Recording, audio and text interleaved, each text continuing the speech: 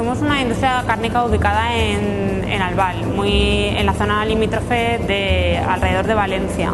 Mis abuelos ya eran carniceros, vinieron aquí a esta zona y montaron una carnicería. Y se desarrolló fundamentalmente para el servicio a la hostelería. Decidimos dar un paso más y desarrollar productos congelados, porque con ello conseguíamos que el hostelero, que es uno de nuestros principales clientes, tuviera servicio adelantado. Elegimos los productos que tiene Daniel Cervera porque, aparte de que estamos trabajando con él desde que abrimos aquí, nos hace unos productos a nuestra medida, de mayor calidad, máxima calidad, a lo que le pidamos nos hace, y aparte que es un excelente servicio, producto inmejorable, y está dispuesto a todo lo que le digamos y hacernos todo lo que queramos nosotros.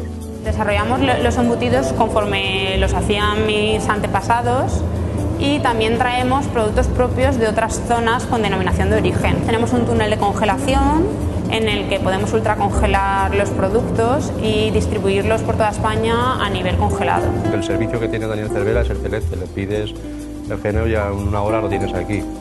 Entonces nosotros lo traemos, lo dejamos descongelar porque todo viene congelado, porque lo preferimos así también para mayor comodidad. La vamos a descongelar, la cabeza de magro, la vamos a dorar en el horno con unas verduritas y le pondremos un poquito de vino. Y luego con las mismas verduras y el jugo que suelte la carne le haremos la salsa.